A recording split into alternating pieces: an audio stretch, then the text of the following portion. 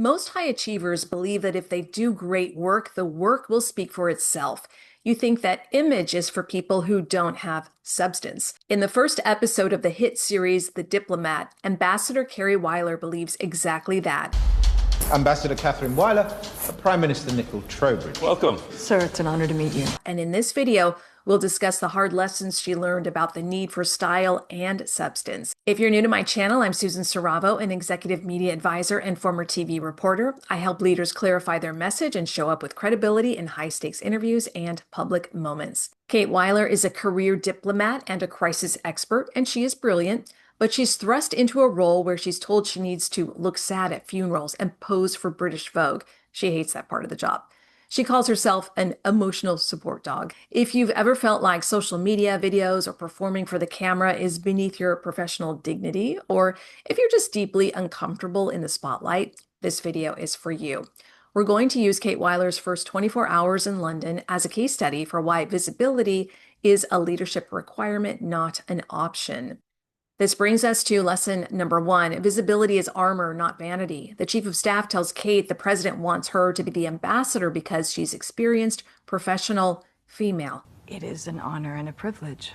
The president isn't just sending a diplomat, he's sending a message. When you are in a leadership position, your physical presence is a signal to your team, your competitors, your board. During the episode, Kate is booked for a feature in British Vogue, and she's not thrilled about it. She thinks it's frivolous. But here is what she doesn't see. Her boss, the Secretary of State, is actually trying to sideline her for political reasons. Ironically, when Kate is thrust into the public eye as a media darling and viral sensation, that becomes her saving grace. Her newfound fame became a crucial unintended shield. What is the lesson for you? When you are visible, when you are in videos, in media, in public appearances, when you are telegenic and professional, you are building political capital. If people don't see you, they can't support you. If you are invisible, you are easy to replace. You need to view that professional photo shoot or that video interview as armor. It can help make you unfireable because you become the face of the mission. Lesson number 2, authenticity requires preparation. Kate spends the entire episode fighting her stylist, Pippa. She says, "I'm not a dress person," when they pick out the dress for her, even though she looks amazing. Many leaders think being authentic means showing up just as you would for any old meeting or looking natural. But dressing and acting appropriately for the occasion show that you are media and politically savvy and makes people impressed with you and curious about you. They quickly have confidence that you are in the right role. You must make these mindset shifts. Own the uniform, whether it's a black suit or a formal gown. Your look is your costume for the role. Like Kate, you might feel like you're playing a character, and that's okay. Professionalism is in part a performance. Pro tip here, don't fight the experts. If your media team says you need a specific light or a specific outfit to look strong and telegenic, listen to them. They are trying to ensure your message isn't drowned out by any awkwardness if you're not prepared for the task at hand. Lesson number 3, controlling the narrative. There's a moment where Kate is told to wait. Her husband Hal tells her, do a pop-by.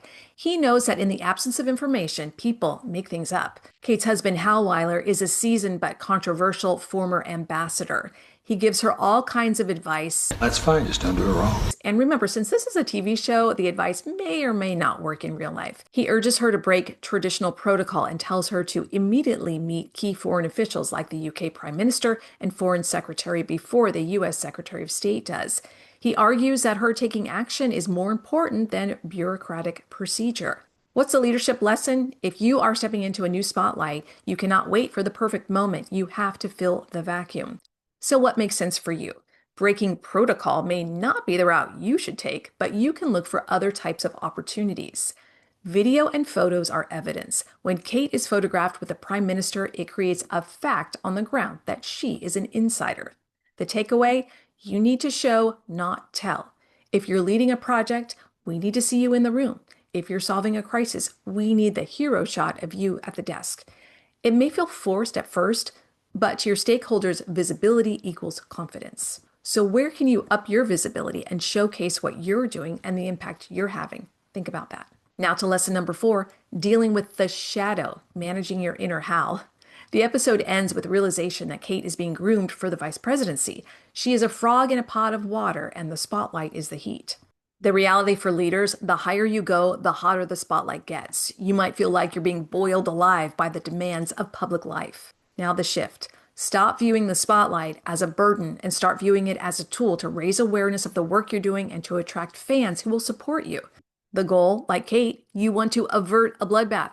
You can't do that if you're hiding in a basement in Kabul. You do it by being in the land of hats, making the most of every media opportunity to project your strength. Although Kate is a seasoned professional, she still had one hard truth to learn, and that is you cannot lead from the shadows. If you are a leader who is uncomfortable in spotlight, remember this: your mission is too important to stay invisible. Whether it's a media interview, a LinkedIn post, or a YouTube video, use the tools available to you. Project power, look telegenic, not because you're vain, but because you have a job to do and you can make a way bigger impact if you're showing the world how well you're doing that job. Are you a substance leader struggling with style? Drop a comment below. Let's talk about how to bridge that gap. Don't forget to hit subscribe for more leadership case studies. Now go get in the spotlight.